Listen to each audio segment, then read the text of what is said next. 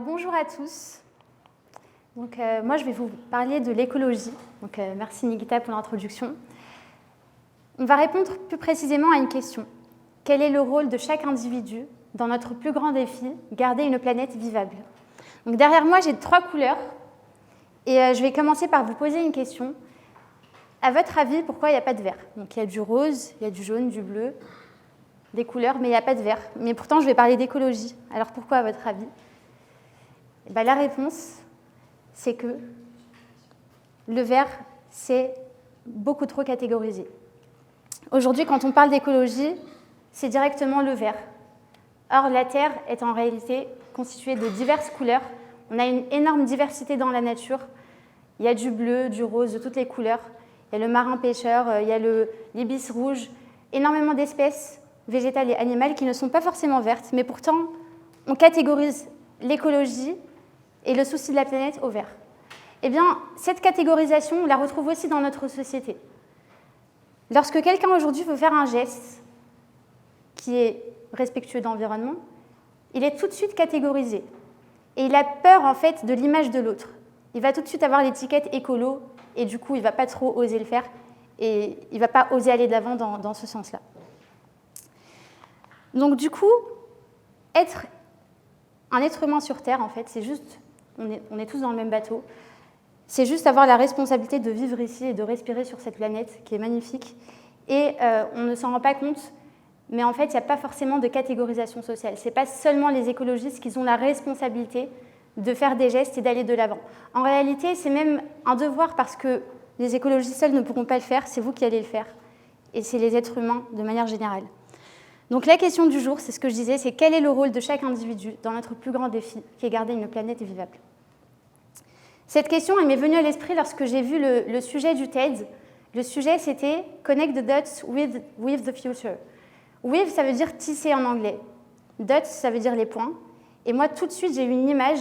Le mot with m'a fait penser à wave, un autre mot qui signifie la vague. Donc tisser des dots, des points. Et ces points, en fait, j'imagine que c'est des éléments d'eau qui constituent une vague et qui, ensemble, vont de l'avant et font avancer la vague, comme un élan. Et ces dots, c'est aussi les individus, donc c'est vous, personnellement. Et en fait, si on voit les individus comme un ensemble, eh bien, vous allez tous ensemble de l'avant, comme cette vague avancer. Donc ça, c'est l'image que j'ai eue à l'instant où j'ai lu le titre du TED. Maintenant, je vais vous poser une autre question. Je vais vous laisser réfléchir à un objet qui est dans cette salle et qui est aussi ancestral que le pain. Il existe dans toutes les civilisations. C'est un objet qui est tout autour de vous dans cette pièce. Donc je vais vous laisser réfléchir. Il s'agit de la chaise. Donc la chaise sur laquelle vous êtes assis. Si vous voulez un ordre de grandeur, la construction d'une chaise, ça émet 30 kg de CO2. Donc là, je vais vous parler des aspects d'émission mathématique. Donc certes, vous allez avoir un rôle dans l'émission directe, c'est-à-dire si vous faites attention, par exemple, à acheter des objets qui ont demandé moins d'émissions carbone pour leur construction, ou si dans votre quotidien, vous allez faire attention, par exemple, en faisant bouillir de l'eau, si vous mettez un couvercle, vous allez utiliser 3 fois moins d'énergie. D'autres exemples, comme le régulateur de robinet qui permet d'avoir le même confort d'utilisation, mais qui permet d'utiliser moins d'eau.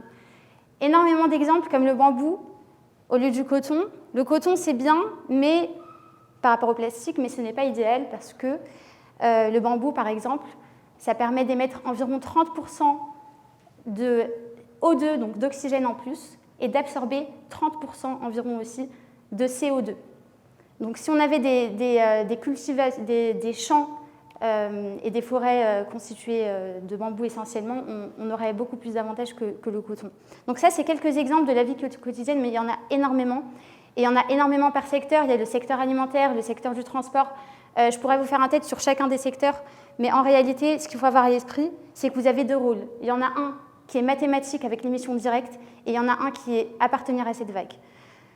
Donc, toujours par rapport à l'aspect un petit peu philosophique, je vais vous donner un exemple. Supposons que dans une classe, il y a 20% des élèves qui viennent avec un pull violet ou rose, comme vous voulez. vous pouvez imaginer l'impact que ça va avoir sur le reste de la classe. Quelques jours plus tard, vous allez avoir 80% de cette classe qui va adopter le même réflexe. C'est ce qu'on appelle la norme sociale. Il faut savoir que le point de bascule sociale se situe environ autour de 20-25%. C'est assez approximatif, il y a plusieurs études là-dessus. Mais si vous faites partie de ces 25% qui véhiculent le fait que faire attention au climat, c'est normal, ce n'est pas forcément être écologiste, d'être vraiment dans l'extrême, de faire attention, etc., mais juste d'être normal, eh bien, environ 80% de la société le considérera aussi. Donc ce sera un mindset de société qui sera instauré. Et il faut savoir que si 80% de la société adopte ce mindset, derrière, il y aura forcément des conséquences. Des conséquences à l'échelle industrielle et à l'échelle géopolitique. Autrement dit, on peut voir directement l'impact de chaque individu, au final, dans les réglementations et aussi dans tout ce qui est industrie, etc. Un exemple que je peux vous donner, c'est une application ou des applications qui permettraient de vérifier si lorsqu'on achète un aliment, il est sain ou pas. On peut imaginer la même chose avec la question de l'éthique sociétale et environnementale de la création d'un produit. Aujourd'hui, ces applications ont changé le système dans le sens où les industriels se sont adaptés. Il y a énormément d'industriels qui ont modifié leur composition parce qu'ils savent qu'ils ont une chute de chiffres à cause de la normalisation de ces applications. Donc ça, c'est directement un exemple de l'impact du consommateur. Donc au final, le consommateur, ses gestes ne sont pas vains et sa philosophie non plus. Il faut savoir que ces 80%, c'est une philosophie de société, une philosophie de peuple, et au final, le peuple reste roi. Donc, on aura une adaptation de l'industrie pour pouvoir vendre, mais également, on va avoir une adaptation à l'échelle géopolitique. Encore d'autres exemples, il y a plusieurs réglementations qui ont eu lieu, qui sont en cours, par exemple sur les éclairages de commerce la nuit, sur aussi le textile. Alors le textile, c'est une grande question, on pourra en parler des heures, mais il faut savoir que sur le textile, bientôt, normalement, vous allez pouvoir avoir de la traçabilité sur la création de votre produit, de votre article. Et du coup, ça va tout changer parce qu'aujourd'hui, on vous dit qu'il faut faire attention, mais vous ne pouvez pas savoir. Et au final, même le vendeur ne le sait pas parce que c'est toute une chaîne. Et donc ça, c'est des choses qui vont changer. Vous allez avoir le pouvoir, vous aurez les clés en main pour le faire. Et ça, c'est conséquence de ce mindset. Parce que ces dernières années, ce mindset a commencé à grandir. De plus en plus, c'est devenu normal de faire attention à la planète. Mais pas assez. Il faut qu'on continue tous ensemble. Et ça, c'est entre vos mains à vous. C'est vraiment... c'est un ensemble. Donc si les 25%, on réussit à avoir 25% à peu près, on va arriver aux 80%. Ça me fait penser à la loi de Pareto aussi, la loi de Pareto qui dit qu'on a 20% d'efforts et 80% de résultats. C'est assez similaire sur ce point de vue-là. On va continuer avec une autre énigme. Je vais vous demander d'essayer de penser à un métier pareil qui est aussi très ancien, très ancestral, qui est vital pour la société. Je ne sais pas à quoi vous pensez en ce moment, mais moi j'ai pensé au médecin. Alors pourquoi je vous parle du médecin? Parce que c'est un métier qui est reconnu comme indispensable et comme très noble. Et personnellement, lorsque j'étais en études de physique, je ne savais pas exactement ce que j'allais faire, mais j'avais une chose sûre dans mes objectifs, c'était de faire quelque chose de bien. Et je me disais, comment est-ce que je peux faire quelque chose de bien alors que je suis en physique, je ne suis pas en médecine, ce qui est l'idéal de pouvoir aider. Naturellement, j'ai pensé que je pouvais être un petit peu, moi et mes confrères, médecins de la Terre si je travaillais dans le milieu environnemental, écologique. C'est pour ça que j'ai ensuite continué dans les énergies renouvelables. Donc, en fait, cette vision du médecin de la Terre, c'est un petit peu comme une vision où vous avez un rôle. Pourquoi? Parce que derrière, vous allez prendre soin de la Terre, mais vous allez prendre soin des personnes.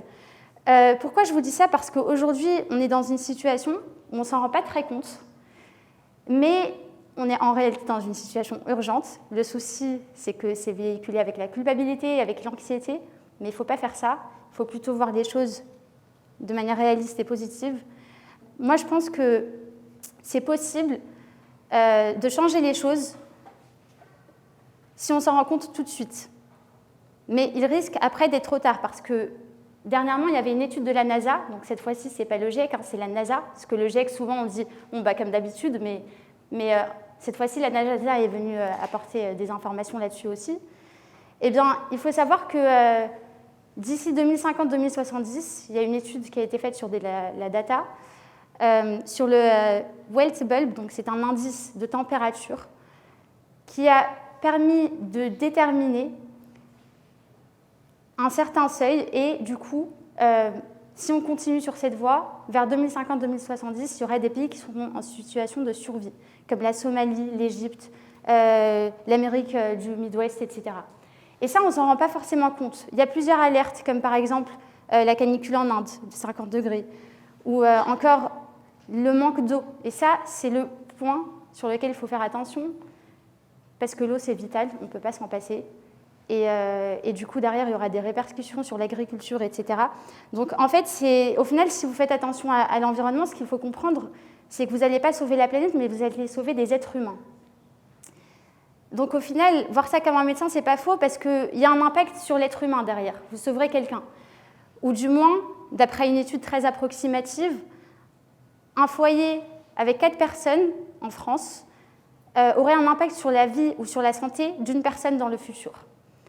Quand je dis dans le futur, j'évoque là un point qui est super intéressant.